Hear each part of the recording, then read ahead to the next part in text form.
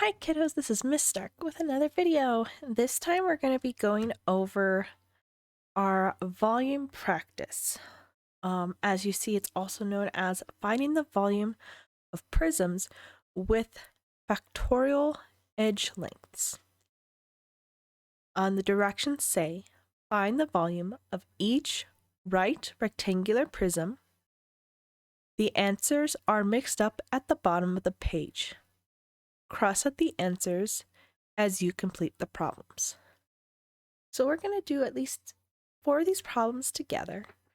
One thing I do want to point out with the answers at the bottom is they are in the lowest forms, which means you're going to have to reduce by dividing both the numerator and the denominator by the same number. Another thing you're going to have to do is change some mixed numbers into improper fractions, because remember, when we're multiplying and dividing fractions, we cannot have mixed numbers. So I'm going to start off with number 5. I decided to do the last half because I feel like that's the harder one, so it's good to get the harder ones done and over with. I'm zooming in really close. As you see, that's number 5. So here we go. Got green. That's a good color. So the first thing I'm going to do is I'm going to change this 5 1/3 to an improper fraction.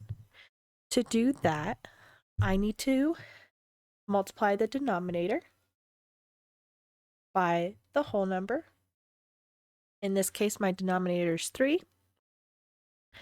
My whole number is 5. And then I add 1. Now this number is going to be my new numerator, the top number. 3 times 5 is 15 plus 1, 16. My denominator does not change. Now, the other 2 fractions, they're fine the way they are. No big deal. We got it. So what we're going to do next is similar to what we did with our volume I and B. We're going to multiply the 3 numbers.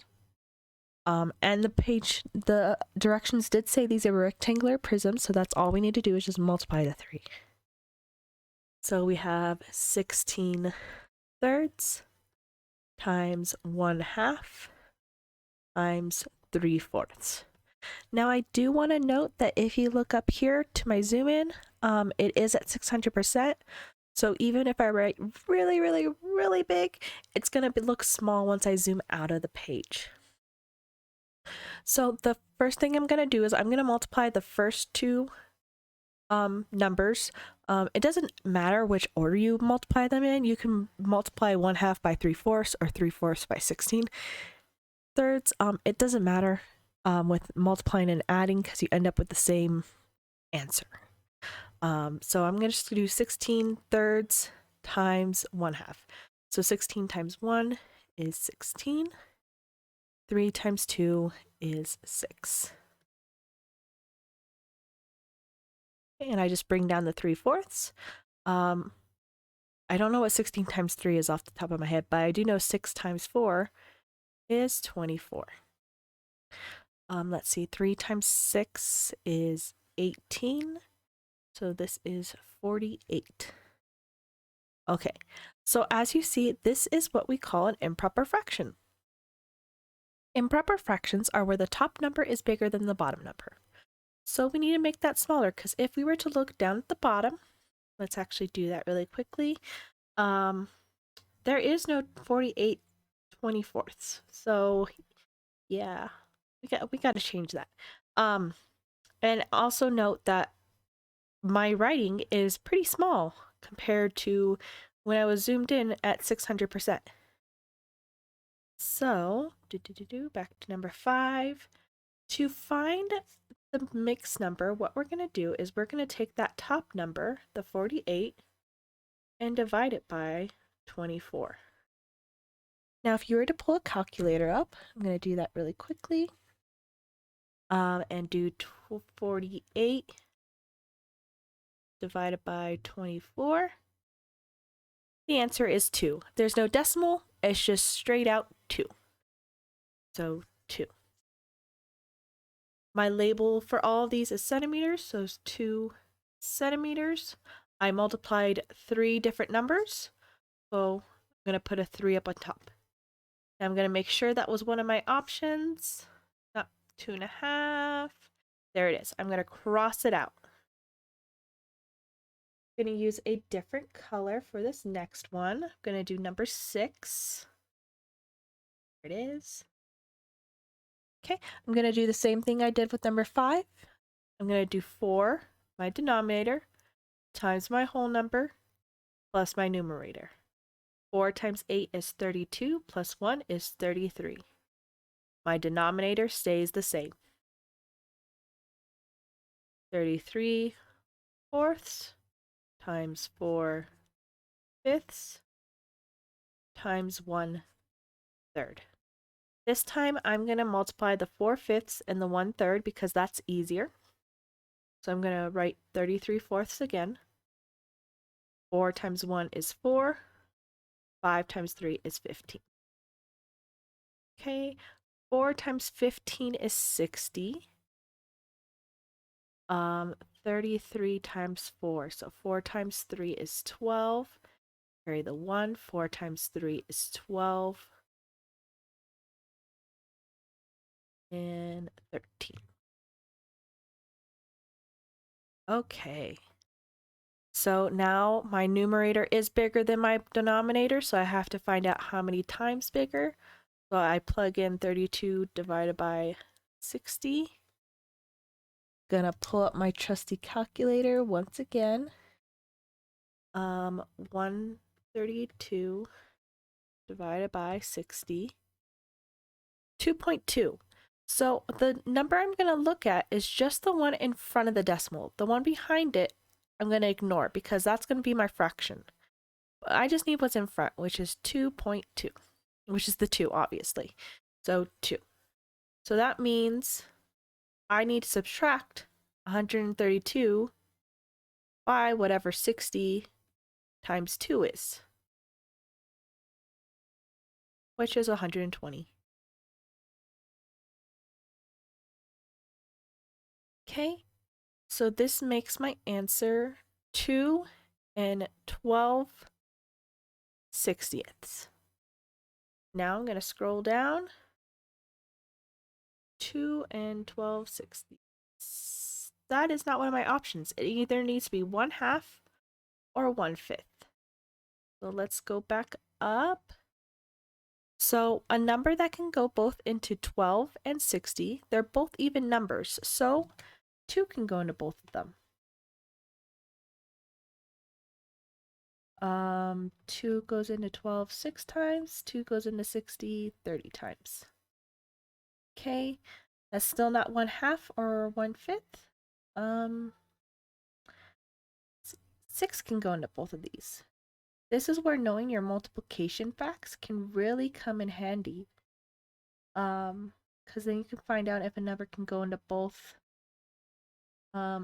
numbers faster. 5. That was one of my options, right? 2 and 1/5. Yep.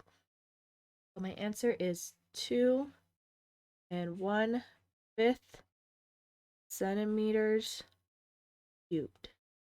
I almost said squared there, but I caught myself. Okay, another color, another problem. Gonna do number 7 this time.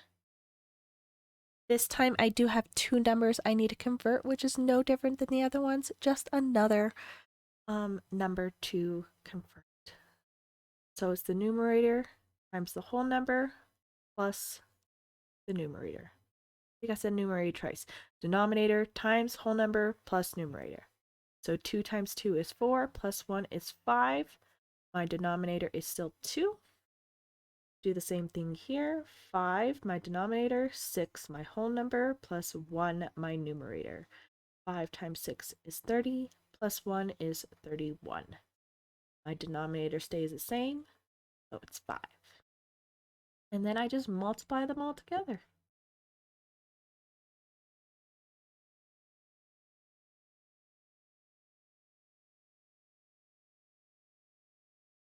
Okay, so I'm going to multiply 5/2 by 1/2 because that's a lot easier.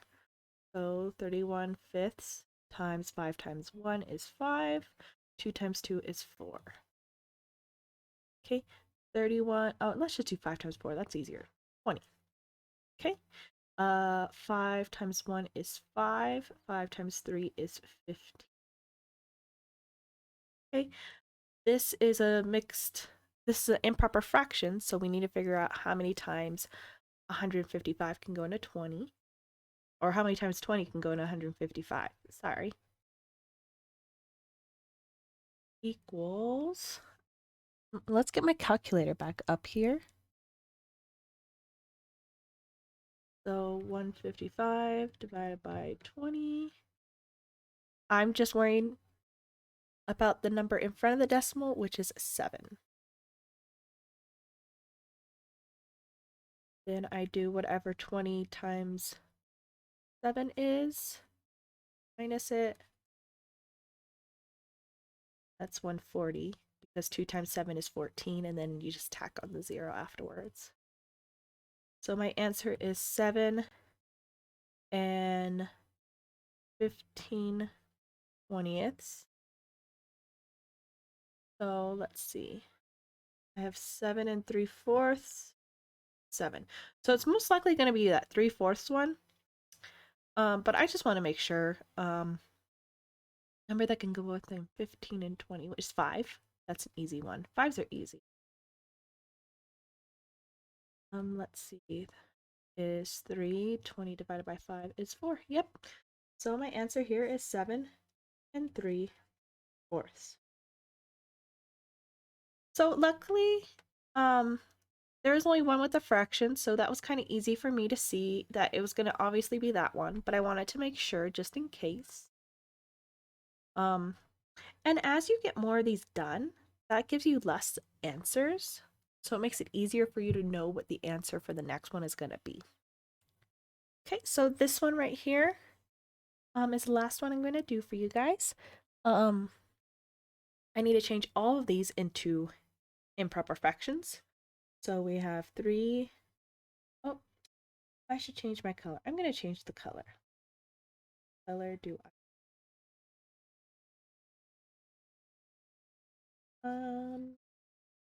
pink. So 3 times 1 plus 1.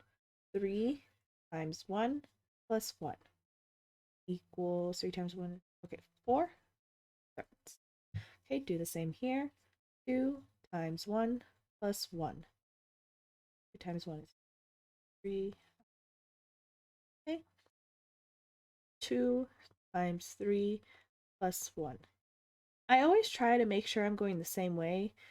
Bottom, left, up. South, west, north.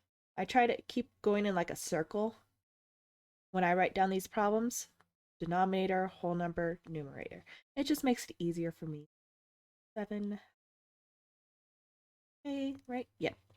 So we have 4/3 times 3/2 times 7/2.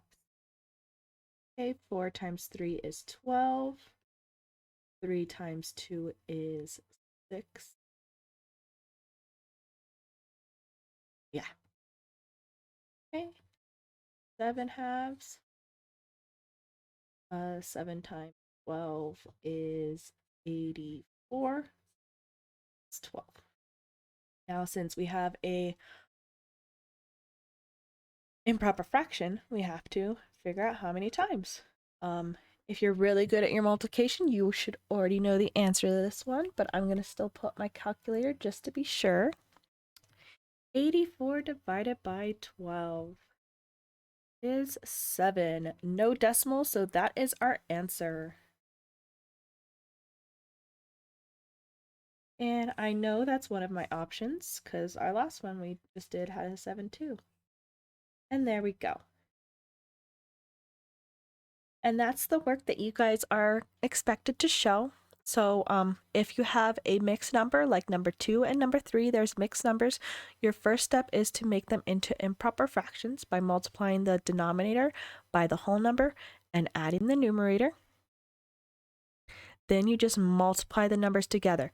Remember, if you have a whole number, you're going to put it over 1. So if you have a 6, it's going to be 6 over 1. If you have a 3, it's going to be 3 over 1.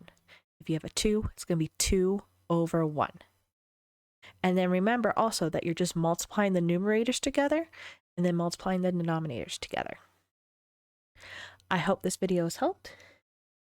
If you have any questions, let me know, and I'll see you guys next time.